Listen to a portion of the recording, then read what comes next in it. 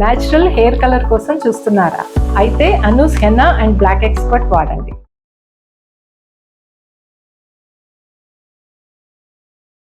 ఇది నా కథ కార్యక్రమానికి స్వాగతం. నమస్తే అక్క. నమస్తే జయ. అక్క, గాయత్రి అనే ఒక అమ్మాయి మనకి మెయిల్ చేసింది. అక్క, జీవితంలో సర్వం కోల్పోయాను, ఇంకా నాకంటూ ఏమీ లేదు, నేను ఎందుకు బ్రతికుండాలో కూడా నాకు అర్థం కావట్లేదు. అంటే నిజంగానే తన స్టోరీ మొత్తం మెయిల్లో చూశాక ఇన్ని బాధలా, ఇన్ని కష్టాలా అని అనిపించినాయి. అందరికీ చెప్పాలి, ఇది నా కథ తెలియాలి అని చెప్పే ఒక ఉద్దేశంతో స్టూడియో దాకా వచ్చింది. తను లోపల కూర్చొని ఉండింది. ఒకసారి తన కథ ఏంటి, తను ఏం చెప్పుకోవాలనుకుంటుంది, తనకి మీరు ఎలాంటి భరోసా ఇస్తారు అనేది చూద్దాము. నమస్తే అమ్మ గాయత్రి. నమస్తే మేడం. రజిత మేడం ఉన్నారు చూడు. నమస్తే అమ్మా. నమస్తే గాయత్రి. గాయత్రి, చెప్పమ్మా, అసలు నీ కథ ఏంటి, ఇక్కడ దాకా ఎందుకు వచ్చావు నువ్వు మా సుమన్ టీవీ దాకా? అమ్మా, నా బాధ ఎవరికి రావద్దు, మేడం వాళ్ళకి చెప్పుకుంటే నాకు ఒక భరోసా ఉంటుందేమో, ఒక ధైర్యం వస్తుంది, నా బాధ తగ్గుతుందేమో అన్న ఉద్దేశంతో మీకు మెయిల్ పెట్టడం జరిగిందమ్మా. నా వయసు 33 సంవత్సరాలు, పెళ్ళయి 6 సంవత్సరాలు అయ్యింది. ఓకే. నాకు 4 సంవత్సరాల బాబు ఉన్నాడు. నువ్వేం చదువుకున్నావమ్మా? ఇంటర్ వరకు కంప్లీట్ చేశాను. నాకు విడాకులు అయ్యి కూడా 3 సంవత్సరాలు అయిపోయిందమ్మా ఇప్పటికి. పెళ్ళై 6, విడాకులై 3 సంవత్సరాలు. ఏంటమ్మా అసలు అన్ని బాధలు ఏంటి, అన్ని కష్టాలు ఏంటి, ఎందుకు నిన్నే చుట్టుముట్టి ఒకసారి వివరంగా చెప్తే మాట్లాడతారక్క. నాది చిన్న కుటుంబం మేడం. నేను, మా అమ్మ, మా నాన్న, మా తమ్ముడు. ఓకే. చెప్పుకోలేను మేడం ఆ బాధ ఏంటి అనేది, నాకు చెప్పుకోవడానికి కూడా రావట్లేదు. నాకు ఇంటర్ అవ్వంగానే పెళ్లి చేసేసారు. పెళ్ళైతే అన్నా కనీసం నాది మారుతుందేమో జీవితం అనుకుంటే, అక్కడికి వచ్చినాక కూడా చాలా కష్టాలు అనుభవిస్తున్నాను. ఎందుకు గాయత్రి, అంటే అంత తొందరగా పెళ్లి చేసేయటానికి కారణం ఏంటి? రిలేటివ్స్ ప్రెషర్ వల్ల, బయటికి పంపించొద్దు, ఇంకా చదువు చాలు అన్న ఉద్దేశంతో మ్యారేజ్ చేసేసారు. తెలిసిన అబ్బాయా, తెలియని అబ్బాయా? లేదు మేడం, బయట సంబంధమే చూసి చేశారు. కట్నం ఇచ్చుకోలేని స్టేజ్ లో మా కుటుంబం అంత ఆర్థికంగా కూడా ఇబ్బందుల్లో ఉండే. సో నాన్నగారు ఏమి ఇవ్వలేకపోయారు. ఆ ఇదితోటే మా వారు నన్ను టార్చర్ పెట్టడము, డబ్బులు తీసుకురాలేదు, ఏదో నేను లేకపోతే ఇంకా నీకు పెళ్ళే జరిగేది కాదు అన్న ఇదిలో మాట్లాడేవారు నాతోటి. సరిగ్గా ఉండేవాళ్ళు కాదు. ఇక అలా ఒక బాబు పుట్టాడు, బాబు పుట్టాకైనా మారతారేమో అనుకుంటే అలా కూడా జరగలేదు మేడం. ఇంకా వేధింపులు ఎక్కువైపోయాయి నాకు ఇంట్లో, నా భర్త దగ్గర నుంచి. మీ అమ్మ వాళ్ళకి కానీ, మీ అత్తగారు వాళ్ళకి కానీ చెప్పారా ఎప్పుడైనా? చెప్పలేదు మేడం. ఎవరికైనా చెప్తే బాధపడతారేమో, వాళ్ళు నా కూతురు జీవితం ఇలా అయిపోయింది అని బాధపడతారన్న ఉద్దేశంతో మహిళలు ఇదే చేస్తారు. గౌరవ ఎందుకు అంటే తల్లిదండ్రులకు చెప్పుకుంటే బాధపడతారులే, ఎలాగొట్లా పెళ్లి చేశారు, ఇంకా నాళ్ళ బాధ్యత అయిపోయింది, నేను కదా భరించాలి అని సర్వసాధారణంగా. అందుకే చెప్తాను, ఎప్పుడైనా పిల్లలు చెప్తే వినాలి తల్లిదండ్రులు అని. ఖచ్చితంగా. అంటే ఇగ్నోర్ చెయ్యొద్దు. చాలా కష్టపడి సంసారం గురించి బయట వేసుకుంటుంది ఒక ఆడది అంటే, అది ఊపర్ అంటే మునిగిపోయే స్టేజ్. ఏదో ఒక 20% తుమ్మితే దగ్గితే చెప్పేవాళ్ళు ఉంటారు, కానీ చాలా ఈ అమ్మాయి లాంటి వాళ్ళే మోస్ట్లీ. అతని వైపు నుంచైనా నీ సమస్య ఇంకేమన్నా ఆడపడుచు ఇలాంటి మామలతోటి సమస్య ఏం లేదు మేడం. కానీ నాకు చిన్నగా ఉన్నప్పుడు ఒక ఇన్సిడెంట్ జరిగింది నా లైఫ్ లో. ఇది చాలా పెద్ద మిస్టేక్ నా లైఫ్ లో. నా 12 ఏళ్ల వయసులో ఉన్నప్పుడు జరిగింది మేడం. దాని వల్ల ఇంకా డిప్రెషన్ లోకి వెళ్ళి, అది ఇక్కడ ఉండలేకపోయానో మరి ఏమైందో తెలియదు, కానీ నా భర్త నన్ను ఇలా ఇబ్బంది పెట్టారు. నాకు అప్పుడు 5 సంవత్సరాల తమ్ముడు ఉండేవాడు. తమ్ముడు చనిపోయారు మేడం. తమ్ముడు చనిపోయాడు 5 ఏళ్ళు ఉన్నప్పుడు. ఏమైంది అంటే, ఆ రోజు మా రిలేటివ్స్ చనిపోయారని చెప్పి నన్ను మా తమ్ముడిని ఇంట్లో వదిలేసి వెళ్ళారు. మా అమ్మ, మా ఫ్యామిలీ వాళ్ళందరూ కలిసి.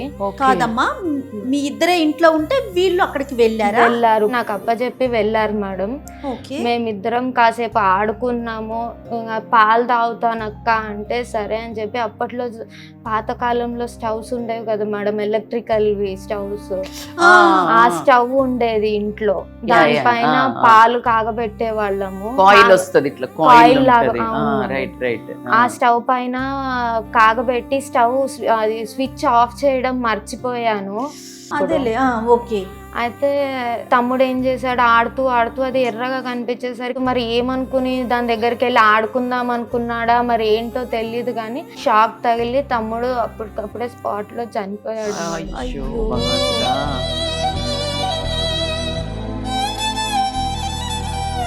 అది నా లైఫ్ లో చాలా పెద్ద డ్రామా కదమ్మా, ఇది అయిపోయింది మేడం. చిన్నది కదా. ఆ డిప్రెషన్ లో నేను అన్కాన్షియస్ అయిపోయాను. తమ్ముడు కార్యక్రమాలు అయిపోయాయంట. నేను నాకు కాన్షియస్ వచ్చి తమ్ముడేడి, నేను ఆడుకోవాలి వాడితోటి, ఏమయ్యాడు తమ్ముడు కనిపించట్లేదు అని అడిగేసరికి తమ్ముడు లేడు, ఇలా చనిపోయాడు ఆ రోజు అని చెప్పి ఒక మాట చెప్పారు మేడం మా వాళ్ళు. అంటే ఆ తర్వాత నువ్వు ఎలా కోలుకున్నావమ్మా? అంటే నీ వైపు తీసుకున్నావా ఈ పెయిన్ని, లేకపోతే అమ్మ వాళ్ళు నిన్ను ఏమైనా తప్పు పట్టారా? బయట వాళ్ళు దూషిస్తారు, అంటే నింద చేస్తారు, అరే చూసుకోవా నీకు అప్పచెప్పిపోతే అని. లేదు, ఇంటర్నల్ గా గిల్ట్ ఉంటుంది. సో ఈ రెండింటిని ఎలా మీరు అధిగమించారు? అసలు ఎలాంటి ప్రాబ్లమ్స్ ఎదుర్కొన్నారు? అమ్మ వాళ్ళు అన్నారు మేడం చూసుకోవా అని, కాకపోతే ఇంకా నేను అప్పటికి చిన్నపిల్లని అయ్యేసరికి వాళ్ళు అంత పెద్దగా ఇదిగా అనలేదు, కానీ నాకైతే లోపల చాలా పెద్ద గిల్ట్. నాకు అసలు ఆ ఫీలింగ్ ఏంటి అనేది కూడా నేను బయటకి చెప్పుకోలేకపోతున్నాను. డిప్రెషన్ లో ఉండడం వల్ల నాకు చదువు ఎక్కక నేను ఏం చేయాలో అర్థం కాక ఇంట్లోనే ఉండటము, ఎవరన్నా పిలిచినా వాళ్ళతోటి మింగిల్ అవ్వలేకపోయేదాన్ని అప్పట్లో. అంటే నా వల్లనే కదా ఇలా జరిగింది అన్న ఒక గిల్ట్ బాగా ఉండిపోయింది మేడం నాకు. ఇంకా ఆ బాధలో నాకు ఇంకా భయం మేడం.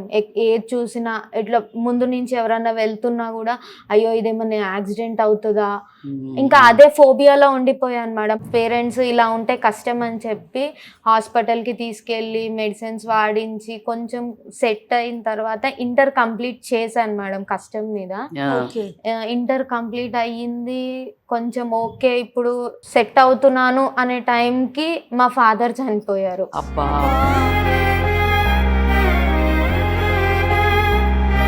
పెళ్లి కాకముందే నా పెళ్లి కాకముందే మా ఫాదర్ చనిపోయారు. మా అమ్మ కష్టపడి నాకేదో సంబంధం ఇంకా ఒక్కతే ఉంది అమ్మ. ఇంకా ఈ అమ్మాయినైనా ఒకళ్ళ చేతిలో పెడితే నాకు కూడా ఇబ్బంది ఉండదు, బాధ్యత తీరుతుంది అన్న ఉద్దేశంతో మా అమ్మ పెళ్లి చేసేసింది మేడం. నాకు మిడిల్ క్లాస్ తల్లుళ్ళు, ఆధారం లేని తల్లులు తీసుకునే ఫస్ట్ స్టెప్ ఆడపిల్లని ముందు పంపించాలి, భయంలో ఈ చేతిలో పెట్టేయాలి. దాన్ని మనం అది తప్పు అనటానికి కూడా లేదు, ఫ్యామిలీ పరిస్థితులు కదా. తర్వాత ఏమైంది మా గాయత్రి? నా పెళ్ళైన తర్వాత నా భర్త తోటి ఇలాగే అంటే కట్నం తీసుకురాలేదు, మీ వాళ్ళు ఏమి ఇవ్వలేదు అన్న వేధింపులు అయిపోయాయి. అంటే కాదమ్మా, ముందుగా ఏదైనా ఇస్తాము అని చెప్పి తర్వాత ఇవ్వలేకపోవటం అట్లా జరిగిందా, లేదా మీ పరిస్థితి అతను తెలిసే చేసుకున్నాడా ఏంటి? పరిస్థితి అంతా తెలిసే చేసుకున్నారు మేడం. అయ్యో చాలా మంది ఉన్నారు అలాగా, చేసుకునేంత వరకు ఒకటి, చేసుకున్న తర్వాత ఒకటి. అంటే ఇంకా ఈ ట్రాప్ లోకి వచ్చాక ఈ పరువు, ఈ సమస్యల వల్ల ఇస్తారు కదా, ఇదే ప్రాబ్లం. ఎందుకంటే ఇప్పుడు కట్నం అడిగితే ఎంతైనా ఇస్తారు. సో ఇది one of kind of a blackmail కదా, ఫ్యామిలీ మెన్ చేసే ట్రాప్. డౌరీ తెలిసినాక లేనిది కూడా ఇవ్వమనేది ఏంది, ఇదే బ్లాక్ మెయిల్ సొసైటీ పరంగా. ఎందుకే ఇంటి దొంగని ఈశ్వరుడైనా పట్టలేడు అని అంటాడు. మీకు కట్నం ఒకటే కాదు మేడం, బాగా తాగి వచ్చి కొట్టేవాడు. దాంతో పాటు నువ్వు ఎక్కడ పిచ్చిదానివి, ఊరికే అదే ఇదిలో ఉంటావు, బాబుని చూసుకోవు, నువ్వు నన్ను చూసుకోవు, ఇంట్లో పనులు చెయ్యవు, ఎప్పుడు నీ తమ్ముడు గోలేనా నీకు అని ఒక ఇదిలో తిట్టుతూ ఉండేవాడు మేడం నన్ను. నువ్వు మరి ఆ ట్రామాలోనే ఉండిపోయేదానివా, ఆ డిప్రెషన్ లో ఉన్నావా నిజంగా చెప్పాలి అంటే? బాబుని చూసినప్పుడల్లా నా తమ్ముడే నాకు గుర్తొస్తూ ఉండేవాడు. బాబుని చూసినప్పుడల్లా నా తమ్ముడు నా పక్కనే ఉన్నాడు అన్న ఒక ఫీలింగ్ లో ఉండేదాన్ని. అలా మరి ఆయనకేమన్నా అనిపించిందా నాకు తెలియదు మేడం. ఇంకా టార్చర్ ఎక్కువ పెట్టేవాడు, కొట్టేవాడు. నువ్వు పిచ్చిదానివి, ఊరికే మీ తమ్ముడు తమ్ముడు తమ్ముడు అనే మాట్లాడతావు అని చెప్పి తిట్టేవారు. విడిపోయాం మేడం. 3 సంవత్సరాలు అయింది. తను పంపించాడా, నువ్వు భరించలేక నువ్వు వెళ్ళిపోయావా? నిజం లేదు చెప్పమ్మా. మేడం. కొట్టి మా వారే నువ్వు వెళ్ళిపో, నువ్వు ఇలా ఉంటే నాకు అవ్వదు, నువ్వు వెళ్ళిపో అని చెప్పి మా అమ్మ దగ్గరికి పంపించేశారు. ఓకే. బాబుని కొన్ని రోజులు మా వారి దగ్గరే ఉంచుకున్నారు. ఉంచుకున్నారా? అవును మేడం. అంటే నువ్వు మీ తమ్ముడు అంటున్నావు, నువ్వు బాగా చూస్తావో లేదో, నువ్వు డిప్రెషన్ లో ఉన్నావు అన్నట్టు అవును పంపించేసి ఉంచుకొని ఉంటాడు, అంతేనా? అంతే మేడం. టేక్ కేర్ చేయగలుగుతావా లేదా? ఆయనకి ఏమైనా బ్యాడ్ హ్యాబిట్స్ ఉండేవా అమ్మా? తాగేవారు మేడం. తాగినప్పుడే కొట్టేవాడా లేకపోతే మామూలుగా ఉన్నప్పుడు కూడా మిమ్మల్ని ఇబ్బంది పెట్టేవాడా? మామూలుగా ఉన్నప్పుడు అయితే సూటిపోటి మాటలతోటి ఇబ్బంది పెట్టేవారు. తాగినప్పుడు బాగా కొట్టేవారు. ఓకే. సో ఒక్కదాన్ని వెళ్ళిపోయావు. అమ్మ ఏమన్నా మాట్లాడారా? ఎవరినన్నా మధ్యవర్తులను పిలిచి అలా ఏమన్నా మాట్లాడిచ్చడం జరిగిందా? మాట్లాడి ఇచ్చాం మేడం. మాట్లాడి ఇచ్చినప్పుడు కూడా తను ఇట్లా ఉంటుంది, ఇంట్లో పిచ్చిదానిలాగా బిహేవ్ చేస్తుంది, నేను కష్టము, నేను ఉండలేను ఈ అమ్మాయితోటి, మీరే తీసుకెళ్ళిపోండి అని చెప్పి మా అమ్మకి ఇచ్చి పంపించేశారు. బాబుని తల్లి దగ్గరే ఉండాలి, ఇప్పుడు తల్లి అవసరం చాలా ఉంటుంది, సంవత్సరమే కదా అని చెప్పి బాబుని నాకు ఇచ్చారు. కానీ కొన్ని రోజులు తర్వాత మళ్ళీ వచ్చి మా వారు నా దగ్గర నుంచి తీసుకుని వెళ్ళిపోయారు మేడం. అప్పుడే నాకు విడాకులది కూడా నోటీస్ పంపించారు. నాకు ఇంకా నువ్వు వద్దు, నాకు బాబుని ఇచ్చేసి నువ్వు నాకు విడాకులు ఇచ్చేసేయి అని చెప్పి పంపించారు. ఎవరు లేరు దిక్కు అని అది వెనక ముందు ఎవరు లేకపోయేసరికి ఈ దిగులతోటి మా అమ్మ నా జీవితం ఎక్కడ పాడవుతుందో, నా కొడుకు దూరం అయిపోయాడు, నా బిడ్డ కొడుకు దూరం అయిపోయాడు, భర్త కూడా వదిలేస్తాడు, ఇది ఒంటరిది అయిపోతుంది ఏమో తల్లికి చాలా ఉంటది అన్న బాధలో మా అమ్మ కూడా చనిపోయింది మేడం. మీకు బంధువులు వాళ్ళు ఏమైనా హెల్ప్ ఉందా అమ్మా? ఊర్లో వాళ్ళది కానీ బంధువులు, చిన్నమ్మలు, పెద్దమ్మలు, బాబాయిలు అలాంటి ఉంటారు కదా? మా మేనమామ అప్పుడప్పుడు వచ్చి చూసి వెళ్తూ ఉంటారు మేడం. మరీ ఎక్కువగా కాదు కానీ ఉన్నామా లేదా తగిలితే తగిలిపోతామేమో, ఎక్కడ మీద పడతారో అనే భయంలో బాగా ఉన్నారు. చెయ్యాలన్న ఆలోచన ఉన్నా కూడా మీరు చెప్పింది అబ్సల్యూట్లీ రైట్. రైట్. ఎక్కడ మొత్తం మీదకి వచ్చేస్తుందో మన మీద, పలకరిస్తే వచ్చేస్తారేమో. చెప్పమ్మా. అయితే ఎలా ఇప్పుడు అమ్మ చనిపోయాక ఇప్పుడు మీరు ఉండడం ఎక్కడ, బాబును ఏం జరుగుతోంది ఇప్పుడు? ప్రెసెంట్ మీ జీవితాన్ని ఎలా గడుపుతున్నారు మీరు? కూడా నాకు ఇప్పుడు చూపించట్లేదు మేడం. అసలు చూపించడం ఏంటి మీకు? అసలు బంగారం లాగా కోర్టును ఆశ్రయించండి. ఎక్కడ కానీ ఫస్ట్ పిల్లలు 16 ఏళ్ళు 18 ఏళ్ళు వచ్చే వరకు, ఆడపిల్లలు అయితే 18 ఏళ్ళు వచ్చే వరకు కూడా తల్లి దగ్గరే ఉండాలి అనేది ఖచ్చితమైన రూల్. అది అంటిల్ అన్లెస్ అమ్మాయికి బ్యాడ్ హ్యాబిట్స్ ఉన్నాయి అంటే షీఈస్ నాట్ క్యాపబుల్, సరే కేర్ తీసుకోదు అనేది ఏమైనా ప్రూవ్ చేస్తే తప్పించి 99% అమ్మకే ఉన్నాయి. ఓకే. అంటే తను ఏం పెట్టాడు, తిని కండిషన్ చేసుకోవాలి కదా. ఇప్పుడు కోర్టులో కూడా మీరు అనగానే సరిపోదు కదా, he has to give evidences. But ఏమంతా ఎవిడెన్సెస్ ఇవ్వగలుగుతుంది కదా? తాగి వచ్చి కొడతాడు తల్లి, సో ఈమె కూడా ఎవిడెన్సెస్ చూపించొచ్చు. బట్ ఈమె కేపబుల్ ఉంది కాబట్టి ఇప్పుడు ఎలా బ్రతుకుతున్నావు? నీ ఆధారం ఏంటి, జీవనాధారం? నేను చిన్నగా డే కేర్ లో వర్క్ చేస్తూ ప్రెసెంట్ అయితే నా కాలం ఎలా తీస్తున్నాను మేడం. కానీ మెంటల్ కండిషన్ బాగాలేదు అని వదిలేస్తే ఈ సతీ సావిత్రి కథలు ఎక్కడ పోతాయి, ఇవన్నీ ఎక్కడ పోతాయి? అప్పుడు అన్ని మనకు పురాణాల్లో ఉన్నాయి ఏంటి, గజ్జి ఇదన్నీ వచ్చినా కూడా ఆవిడ నాకు ఈ భర్తే కావాలి అని అలాంటి. అంటే నేను అనేది ఏంటంటే నీకు మంచిగా ఉంటే భార్య అంతే, మంచిగా లేకపోతే భార్య కాదు, భర్త సంపాదించకపోతే భర్త కాదు, లేకపోతే ఇలాంటి కండిషన్స్ నుంచి అయితే కాదు కదా. అంటే అన్లెస్ నిన్ను సెల్ఫ్ అబ్యూస్ పెడితే ఈమె వదిలేయాలి లెక్కకి. నన్ను కొడుతున్నాడు, నన్ను టార్చర్ పెడుతున్నాడు అని వదిలేయాలి. కానీ ఈమె ఎక్కడ సొసైటీలో ఎందుకులే పరువు పోతుంది అని ఈమె భరిస్తే, మెంటల్ కండిషన్ బాగాలేదు అని వదిలేస్తే ఇంకా మరి ఆ 7 వచనాలకి అర్థం ఏంటి జయ? చూడండి. అబ్సల్యూట్లీయా కాదా చెప్పండి? అందులో ఏ పిచ్చి తల్లి అయినా గాని కడుపులో పెట్టుకొని చూసుకుంటది కానీ కొడుకుని, కొడుకు ఉంటే ఆమె హీల్ అవ్వడానికి ఆస్కారం ఉందా, కొడుకు లేకపోతే హీల్ అవ్వడానికి ఆస్కారం ఉందా? సో మానవత్వం అనేది పూర్తిగా నశించిపోవడం అయితే రీసెంట్ గా లాస్ట్ వీక్ నేను ఒక న్యూస్ చూసాను. మానసికంగా అసలు తనకేమీ తెలియదు, బట్ ఆ అమ్మాయి ప్రెగ్నెంట్, వీడియో చూసా నేను కూడా. శ్రీమంతం చేశారు మొత్తం. నేను మహిళా కూడా సంఘ చూసా. వాళ్ళ- సంఘాల నేను కూడా వారు చూసి relatives- డెలివరీ అయింది. అసలు ఆ Delivery baby ని అయింది. ఎంత బాగా చూసుకుంటుందో, లిటరల్లీ పిచ్చిది. ఎవడు పాపం ఏ తనకేం దరిద్రుడు, తెలీదు. లిటరల్లీ ఆమెకి మెంటల్ రిటార్డెడ్, ఏ అవును. దరిద్రుడు ఆమె అలా అలా అంటే చేసి- ఎంత నీచమైన స్థితిలో మన సొసైటీ ఉంది. అవును. ఒక భిక్షం ఎత్తుకుని ఒక అలాంటి ఉన్న ఆడదాన్ని కూడా వాడుకొని కామవాంఛ తీర్చుకునే ఒక మృగాల మధ్యలో మనం బ్రతుకుతున్నాం అనడానికి అదొకటి తల్లి నిదర్శనాన్ని ఆవిడ. నేను కూడా కదా. రీల్ చూశాను. Oh my God. కదా, మరి అలాంటి Beautiful. సిచ్యువేషన్ ఉన్నప్పుడు తను ఎంత బాగా మాట్లాడుతుంది, ఎంత అంటున్నాను. మెచ్యూర్డ్ గా ఉంది. అంటే హీల్ అయ్యేదామా? మేబీ టైం ఇవ్వలేదు నువ్వు. సంవత్సరం లోపే కొడుకుని చూసుకుని ఆమె మురుస్తోంది. ఒక 2-3 ఏళ్ళు అయితే ఆమె కొడుకులోకి వచ్చేస్తది కదా. సో ఆ టైం ఇవ్వకుండా పెళ్లిళ్ళు ఎందుకు ఇలా భ్రష్టు పడుతున్నాయి అంటే ఇది నాది స్వార్థం స్వార్థం అంతే, స్వార్థం. నా కొడుకుని నాకు ఇస్తేనన్నా నేను వాడినన్నా చూసుకుంటూ కాస్త వాడిని చదివించుకుంటూ నాకంటూ వాడు ఒకడు ఉన్నాడు అన్న ధైర్యంతో అన్నా నేను బ్రతకాలి అని నేను 100%. కానీ అనుకుంటున్నాను. ఇప్పుడు మీ మెంటల్ స్టేటస్ ఇప్పుడు ఎక్కడైనా హాస్పిటల్లో చూపించుకొని ఇప్పుడు Treatment. నార్మల్ గా ట్రీట్మెంట్ తీసుకున్నారా, లేకపోతే కాస్త డిప్రెషన్ లోంచి బయటకు వచ్చారా? ఏంటమ్మా ఇప్పుడు మీరు? నేను ఫస్ట్ తోటి పోలిస్తే చాలా మటుకు డిప్రెషన్ లో నుంచి ఇప్పుడు బయటికి వచ్చాను మేడం. ఎందుకు ఆరాటం? కొడుకు కావాలనే ఆరాటం అంతేనా? కొడుకు కావాలనే ఆరాటము, నన్ను నేను మార్చుకోవాలి. Very good. ఎప్పుడు అదే ధ్యాసలో ఉంటే నా కొడుకుని నేను చూసుకోలేకపోతున్నానే, సెల్ఫ్ గా మోటివేట్ అయ్యి బయటికి వచ్చాను Super, మేడం good. నేను.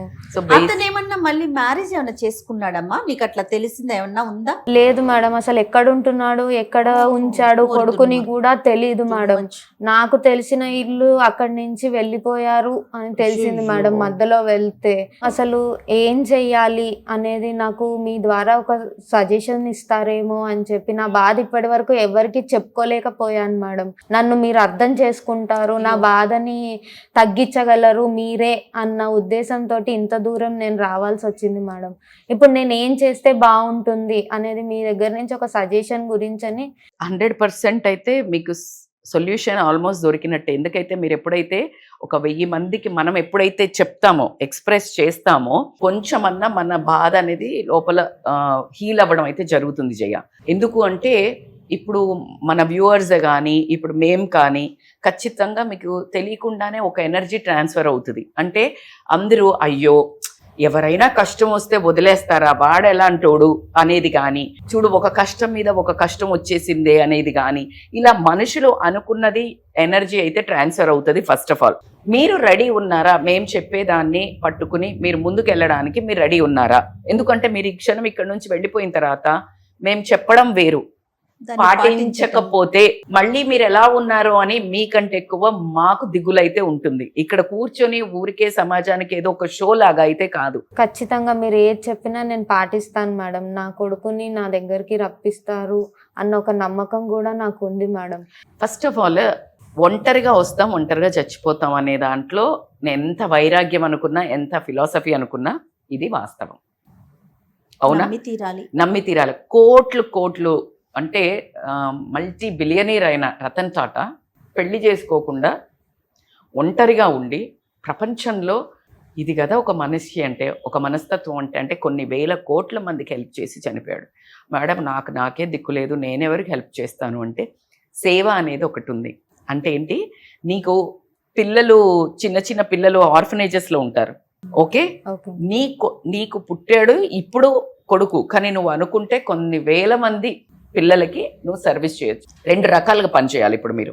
ఒకటి, ఒక మనిషిగా గాయత్రి అంటే ఒక మనిషి. First of all Gayatri strong అవ్వాలి, మెంటల్ కండిషన్ మంచిగుంది అనేది మీరు సర్టిఫికేట్ ఎప్పటికైనా, అంటే డాక్టర్సే బాగాలేదని ఇచ్చారు, డాక్టర్సే బాగుంది అని కూడా చెప్పేటట్టు మీ ప్రవర్తన ఎలా ఉండాలి, ఆ ప్రవర్తన మిమ్మల్ని చూసి ఇవ్వాలి. అంటే మీరు ఏదో ఒక ఆర్గనైజేషన్ లో వర్క్ చేయాలి, మీ డ్యూటీ ఎక్కడైతే చేస్తున్నారో మీరు పిల్లల day care, it's a beautiful healing place.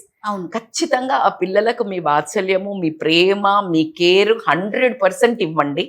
ఖచ్చితంగా ఇవన్నీ ఏంటంటే మీ కొడుకు మీ దగ్గరికి వచ్చే ఒక రూట్ మ్యాప్స్.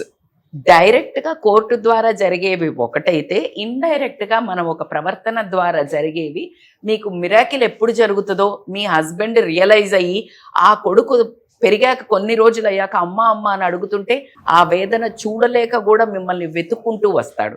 సో ఈ వెతుక్కుంటూ రావాలంటే మీ మంచితనమే మిమ్మల్ని కాపాడుతుంది. సో కాబట్టి ఫస్ట్ ఆఫ్ ఆల్ అలా పిల్లలకి విపరీతమైన ప్రేమ పంచండి. మీరు చక్కగా తినండి, చక్కగా ఆధ్యాత్మికంగా కూడా స్పిరిచువల్ గా కూడా కాస్త దేవుడిని ప్రే చెయ్యండి. అర్థమవుతుందా? ఇవన్నీ ఖచ్చితంగా హెల్ప్ అవుతాయి అనడానికి నా జీవితం తార్కాణం. అది నేను తెలిసిన వాళ్ళు 100 మంది ఒప్పుకుంటారు నా చుట్టాలు.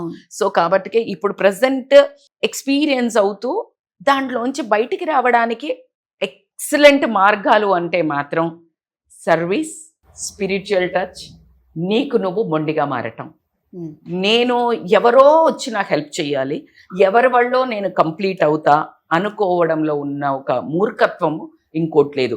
అలా అని ఉన్న బంధాలను తోసిపుచ్చుతూ వెళ్ళటం కాదు, కానీ లేని బంధాల కోసము పరితపిస్తూ నరక యాతన అనుభవించడానికి నువ్వు ఈ భూమి మీదకి రాలేదు. ఈ భూమి మీదకి నువ్వు వచ్చావు, నిన్నేదో తీర్చిదిద్ద. ఈరోజు ఈ స్టోరీ కూడా ఇలా ఒంటరితనం అనేది నువ్వు 1000 మంది ఒక కోట రాజమందిరంలో ఉండే నీలాగా ఒంటరిగా ఫీల్ అయ్యే వాళ్ళు బోలెడు మంది ఉన్నారు. భర్త పొద్దున్న లేస్తే జాబ్కి వెళ్ళిపోతాడు, లేకపోతే బిజినెస్ అని 20 రోజులు 30 రోజులు పోతాడు, పిల్లలకు బాగా కష్టపడి చదివించిన తర్వాత వదిలేసి వెళ్ళిపోతారు, వాళ్లను పట్టించుకొని దిక్కు మొక్కు లేదు ఫోన్ చేయడానికి, రెక్కలు వచ్చి ఎగిరిపోయిన వాళ్ళు ఉన్నారు. సో మీకు అదంతా కాస్త ముందొచ్చింది. నేను చెప్పేది చాలా రియాలిటీ అంటారా కాదా జయ? వాస్తవంగా చెప్పండి. 200%. సో నేను ఎందుకు మీకు ఇది చెప్తున్నాను అంటే అలాంటి స్టేజ్లో కొన్ని కోట్లు, ఆరోగ్యం, అందం అన్నీ ఉన్న వసతులు ఉన్న ఆడవాళ్ళు ఇప్పుడు మీరు ఫేస్ చేస్తున్నారు. కానీ మీకున్న ధైర్యం ఏంటంటే మీరు ముందుకు వచ్చి చెప్పారు, వాళ్ళు అనుభవిస్తూనే ఉన్నారు. మీ ఈ కథ వాళ్ళకు కూడా ఇది వర్తించాలని నేను చెప్తున్నాను. ఎప్పుడైతే తెలియకుండా చేసిన తప్పు తెలిసి రియలైజేషన్ తో మనం సరిదిద్దుకుంటూ ముందుకు వెళ్తామో, ప్రక్షాళన చేసుకుంటూ వేరే పిల్లలకు సర్వీస్ చేసుకుంటూ, అబ్సల్యూట్లీ రైట్ వర్డ్, అది నీ మంచి భవిష్యత్తుకు నాంది. రైట్. ఇప్పుడు తన మెంటల్ కండిషన్ బాగుందనేది ఫస్ట్ ప్రూవ్ చేసుకోవాలి. అబ్సల్యూట్లీ. ఆటోమేటిక్ గా ఇప్పుడు కోర్టును ఆశ్రయించిన, చట్టం దగ్గరికి వెళ్ళినా తన బాబు తన దగ్గరికి రావడానికి అవకాశం ఉంది. అబ్సల్యూట్లీ. మా అమ్మ కావాలి అని ఎత్తుక్కుంటూ రావాలి అంటే నీ ప్రేమను 10 మంది పిల్లలకి పంచండి. ఆ తరుణంలోనే మేడం అన్నట్టు మీకు క్లీన్ చిట్ వస్తుంది. నేను ఇన్ని నెలల నుంచి, ఇన్ని సంవత్సరాల నుంచి కేర్ సెంటర్ లో పనిచేస్తున్నాను, అది కూడా పిల్లలతో అంటే అబ్బా ఎంత బాగా చూసుకుంటుందో అని ఖచ్చితంగా వారు లెటర్ ఇస్తారు. మీరు బాగా చూసుకుంటారు కాబట్టి ఖచ్చితంగా ఆ లెటర్ తీసుకొని మీరు కోర్టులో ప్రొడ్యూస్ చేయొచ్చు. మీరు లీగల్ గా అండ్ మెంటల్లీ, ఫిజికల్లీ స్ట్రాంగ్ ఉన్నారు అనుకోండి, ఖచ్చితంగా మీరు కేసు విన్ అవ్వడానికి ఛాన్స్ ఉంటుంది. మీరు హెల్దీగా ఉన్నారు అనేది డాక్టర్స్ వైపు నుంచి గనక మీరు తీసుకురాగలిగితే లీగల్ గా మీరు ఏం చేయాలనే సపోర్ట్ మేము ఇస్తాం. అబ్సల్యూట్లీ. ఆ సపోర్ట్ చేయడానికి మేము రెడీగా ఉన్నామమ్మా. కాకపోతే ఫైనాన్షియల్ గా స్ట్రాంగ్ గా ఉండు, ఫైనాన్షియల్లీ, మెంటల్లీ స్ట్రాంగ్ అవ్వాలి. ఇంకొక ధైర్యాన్ని కూడా ఇస్తాను నేను మీకు. మీరు ఆ జాబ్ బాగా చెయ్యండి. మీకు ఆ జాబ్ దగ్గర ఏదైనా కొంచెం కష్టం నష్టం వస్తే ఖచ్చితంగా మమ్మల్ని ఆశ్రయించండి. మాకు వీలైనంత జయ గారు కానీ నేను కానీ ఖచ్చితంగా మీకు చేదోడు వాదోడుగా ఉండడానికి ట్రై చేస్తాం. కానీ సెల్ఫ్ సఫిషియెంట్ ఉండాలి. నేను అందరి విమెన్ కి చెప్పేది ఎప్పుడైనా ఒకటే, యు ఆర్ ఇనఫ్. స్త్రీ శక్తికి విలువ అంతా ఇంత కాదు. నేను ఇంకా ఆపిటి ఎప్పుడు గానీ ఒకటే వాయిస్, నువ్వే సరిపోతావు. ఓకే, మీకున్న జాబ్ దగ్గర బాగా చెయ్యండి, మంచి పేరు తెచ్చుకోండి. ఆటోమేటిక్ గా మీ సొల్యూషన్ కి, మీ ప్రాబ్లం కి సొల్యూషన్ ఖచ్చితంగా మిమ్మల్ని వెతుక్కుంటూ వస్తుంది. 100%. ఓకేనా? ట్రూ. ఏమ్మా Gayatri? Thank you madam, thank you so much. అక్క ఇక్కడ దాకా వచ్చిన వరకు ఏదో ఇక్కడ మనం మాట్లాడి పంపించడమే కాదు, బ్యాక్ ఎండ్ లో వాళ్ళకి ఎలాంటి సపోర్ట్ సిస్టమ్ కావాలన్నా ఛానల్ వైపు నుంచి నేను పర్సనల్ గా మీరు హెల్ప్ చేయడానికి ఎప్పుడు రెడీగా ఉంటాము. ఈ సందర్భంగా ఆడియన్స్ కి ఈ విషయాన్ని నేను మరొక్కసారి తెలియజేస్తున్నాను. 100%. ఇది నేను అందుకే చెప్పాను, ఈ షో ఎందుకు ఉంది, ఎన్ని రోజులు ఎందుకు ఆగింది, ఎన్ని రోజుల తర్వాత నేనే ఎందుకు కూర్చున్నాను అన్నప్పుడు సంథింగ్ ఈజ్ దేర్. ఈ షో ద్వారా కొంతమందికి ధైర్యాన్ని, నమ్మకాన్ని, బంధాల విలువను, బాధ్యతల విలువను తెలియజేసే ఈ ప్రోగ్రామే ఇది నా కథ. మరి మీ కథతోటి మీ ఏదైనా కథను తీసుకొని ఈ ముందుకు వస్తే మీ కథ కొన్ని వేల మందికి ఆదర్శం అవ్వాలని ఖచ్చితంగా నేను కోరుకుంటున్నాను. రైట్ అక్క, థ్యాంక్ యూ సో మచ్. నమస్తే. Thank you Jaya.